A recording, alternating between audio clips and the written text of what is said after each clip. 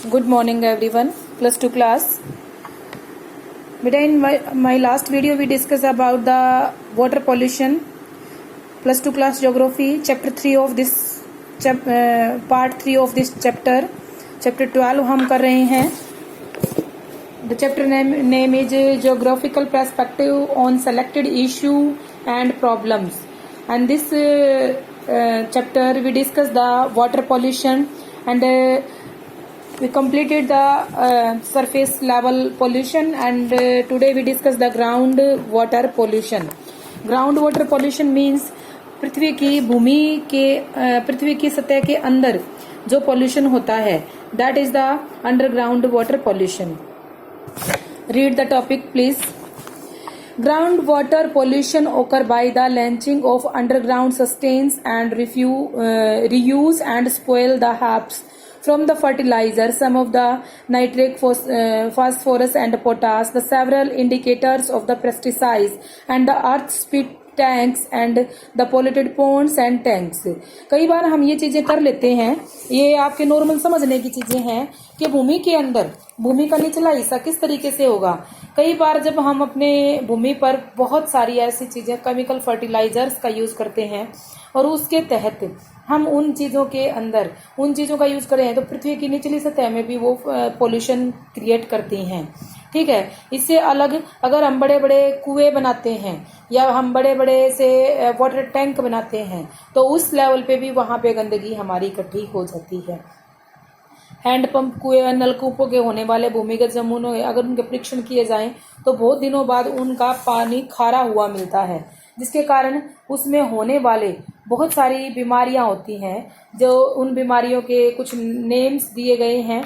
This type disease is common diarrhoea, टेरोमा, intensive worm, hepatitis, इस type की बहुत सारी चीजें बीमारियां इसके अंदर हो जाती हैं. और विश्व बैंक व विश्व स्वास्थ्य संगठन के आंकड़ों से भारत में 1/4 संक्रमण के रोग भूमिगत जल के कारण होते हैं, क्योंकि लोगों ने अपने हर एक लेवल पे इकट्ठे किया हुआ है पानी. सब अपने अंडरग्राउंड लेवल का पानी लेते हैं. उस अंडरग्राउंड लेवल के पानी को कभी भी वो नापने की कोशिश नहीं करती कि उसका टीडीएस कितना है. ठीक है. उसके अंदर बहुत सारे कीटाणु फैल जाते हैं या उस पानी की मात्रा इतनी हैवी हो जाती है, उसके अंदर जो मिनरल्स एक अच्छी तरीके से एक बैलेंस डाइट के रूप में होने चाहिए वो कम या ज्यादा हो जाते हैं, जिसके कारण वो पानी हमारे लिए गलत हो जाता है. ठीक है. नेक्स्ट जो है air pollution, that is the air pollution.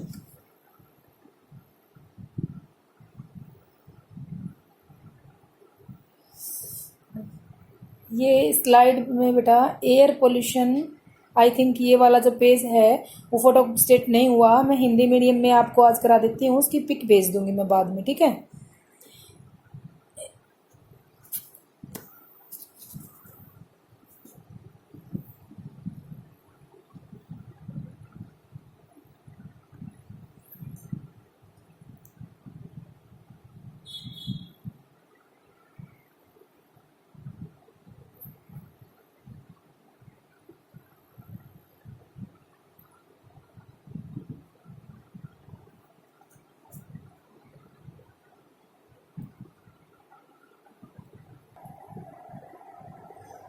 See the air pollution.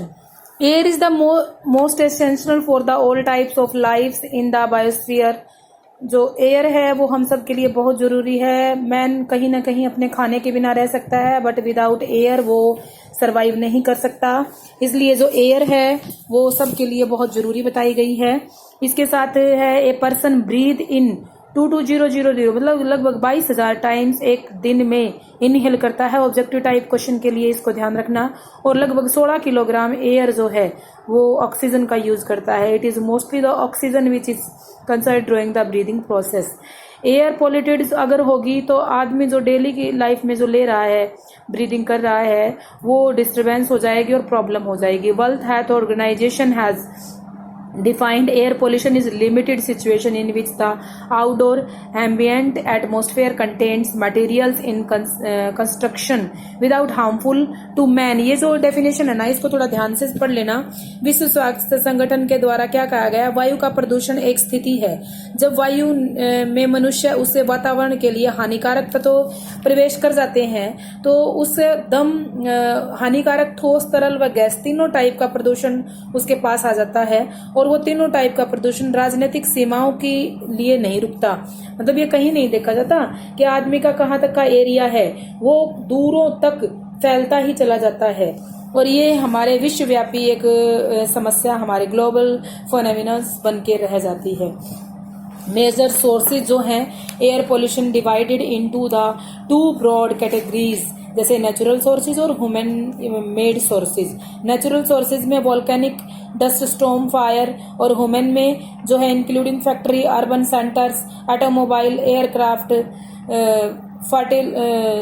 Pesticides का यूज करना, पावर प्लांट का लगना, ये सब चीजें हैं। इंडस्ट्रियल एरिया में सेवरल पॉइजनस गैस निकलती हैं, ऐश निकलती है और डस्ट निकलती है। पावर हाउसेज में सल्फर, नाइट्रोजन का और कार्बन डाइऑक्साइड का यूज होता है। जो ऑटोमोबाइल रिलीज करते हैं कार्बन मोनोऑक्साइड का, lead in the atmosphere. Large quantity of chlorofluorocarbon is emitted by the refrigerated air conditioner. This result is the ozone layer of the atmosphere is damaged. So the layer, अगर हम उसकी protect करना चाहते हैं या deadly ultraviolet किरणों से हम अपनी स्किन डिजीज से बचना चाहते हैं, तो एडिशन करना, in addition nutrients small accompany many industry process particular to the paper and pulp, leather, chemical, ये सब चीजें हमें प्रॉब्लम क्रिएटेड ही इंडस्ट्रीज हैं। एयर पोल्यूशन इंडिया में अज्यूम अलार्मिंग, मतलब हमें बार बार घंटी बजाई जा रही है, बार बार बताया जा रहा है कि हमारे लिए ये बहुत ज्यादा प्रॉब्लम है, गंभीर समस्या है। स्वतंत्रता के बाद नगरीकरण और उद्योगीकरण इतनी तेज गति से फैले हैं कि हम इस वायु प्रदूषण को रोक ही नहीं पाए हैं। अधिकांश नगरों में तो सस्पेंडेड पॉपुलरिटी मैटर जो है SPM शॉर्ट फॉर्म में याद करना है इसको, ऑब्जेक्टिव मानवीय सहन सीमा की काफी अधिक है। कूड़ा करकट और शौचालयों के सीवर की गंदगी, ये सब चीजें वायु प्रदूषण का मेन कारण है। अब एग्जाम्पल दिया है इन्होंने नागपुर का। Okay, national environment engineering research institute NEERI Nagpur has observed the annual mean concentration trend to various air pollution for selected cities, and observation that indicate that the nitrogen dioxide concentration tends stabilize और Mumbai, Kolkata and Chennai. मतलब ये बड़े बड़े महानगरों में इस चीज के लिए ये किया गया और वहां पे पाया गया कि जो सल्फर डाइऑक्साइड का संकेंद्रण घट रहा है, लेकिन इसका मतलब ये नहीं है कि सभी नगरों में निलंबित कणीय पदार्थों का संकेंद्रण कुछ हद तक बढ़ जाएगा। मोटर वाहन जो चल रहे हैं कोलकाता, चेन्नई और मुंबई में नाइट्रोजन का के साथ साथ अलग दिल्ली में भी इस टाइप की घटनाएं देखी गई हैं। बड़े बड़े मोटर वाहनों से चलने वाला ईंधन 95% शीशा जो है प्रदूषण फैलाता है हमारे एनवायरनमेंट में। 1950-51 का डाटा दिया गया 306,000 थी, जो कि 2000 में बढ़कर 48,393 हो गई है। आपको ये चीजें ना अपने एग्जाम में लिखनी है, 2 या 3 प्रकार के डाटे आपने इकट्ठे करने हैं।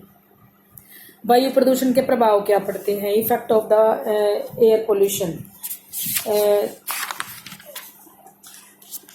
Effect of the air pollution, the rapidly, जितनी तेज गति से जो ये हो रहा है, पेट्रोलियम और कोयले की खपत हो रही है, वायुमंडल में कार्बन डाइऑक्साइड की मात्रा बढ़ रही है, उसके बढ़ने से ग्रीन हाउस इफेक्ट बढ़ रहा है और तापमान में वृद्धि हो रही है। ऐसा अनुमान लगाया जा रहा है कि 2040 में वायुमंडल में तापमान में 3 सेंटीग्रेड की वृद्धि हो जाएगी। और इस 3 सेंटीग्रेड की वृद्धि का मतलब आप समझते हो कि जो ग्लेशियर है ना वो पिघलना शुरू हो जाएंगे, और वो ग्लेशियर अगर पिघलेंगे तो समुद्र तल का जो लेवल है वो बड़ा हो जाएगा और हमारा जो इकोलॉजिकल बैलेंस है वो बिगड़ जाएगा, और जिसके कारण क्लोरोफ्लोरो में वृद्धि हो जाएगी, ओजोन लेयर पतली हो जाएगी, कैंसर से भयंकर रोग हो जाएंगे, वायुमंडल में अनचाही गैसें आ जाएंगी, जिसके कारण मानव का स्वास्थ्य बिगड़ जाएगा। एसिड रेन, अम्ल वृष्टि होना शुरू हो जाएगी। पीएच जो है वर्षा का वो उसकी तुलना कम हो जाएगी। राष्ट्रीय पर्यावरणीय अभियंत्री या फिर इसको हम कह सकते हैं NEERI जो है, इन्होंने हमें ये बताने की कोशिश की है कि अगर इसी तरीके से अगर ये स्मॉग और ये सब चीज़ें बढ़ती चली गई तो कुछ नगरों में जो pH है मान 6.2 जिसकी सबसे कम वृद्धि होनी है, जैसे परीक्षणों से पता लगा है कोच्चि में pH मान सबसे कम है 4.5, जबकि कभी सभी नगरों के संकुलों की वर्षा का जल में pH मान 6.2 से 7.6 के मध्य था। ठीक है, pH मान बाद की वर्षा की तुलना में कम हो जाता है। कम हो जाने से कारण क्या होता है कि हमारे लिए वो हानिकारक है। वायुमंडल में कैंसर, दमा, ब्रोंकाइटिस आदि घातक बीमारियां हो जाती है। कैंसर से 80% लोगों की बीमारी वायु प्रदूषण के कारण ही हो रही है। मुंबई में लोगों के अंदर ये फेफड़ों से संबंधित, लंग से रिलेटेड बहुत सारी बीमारियां दिखती है, क्योंकि प्रदूषण वो बहुत ज्यादा है। वायु प्रदूषण के कारण सांस लेने में परेशानी होती है। दिल्ली में सांस लेने की परेशानी है। लॉकडाउन के दौरान जैसे ही ये जो दिल्ली में ट्रैफिक एकदम से कम हुआ तो लोगों ने बहुत सारे सालों में चिड़ियों को चहचहाते या साफ साफ आसमान को देखता हुआ पाया गया। इससे आप पता लगा सकते हैं कि कितनी ज्यादा पोल्यूशन है। उस पोल्यूशन के कारण लोगों की कितनी ज्यादा परेशानियों का सामना करना पड़ रहा है। इसके साथ ही बेटा ये कंप्लीट हो जाता है हमारा कि जो एयर पोल्यूशन का एरिया। इसके बाद हम करेंगे नॉइज पोल्यूशन, जो मैं नेक्स्ट वीडियो में करवाऊंगी। 2 ही पोल्यूशन रह जाते हैं, उसके बाद 2 केस स्टडी होंगी इस चैप्टर में, वो हम नेक्स्ट वीडियो में डिस्कस करेंगे। Okay, thank you, have a nice day.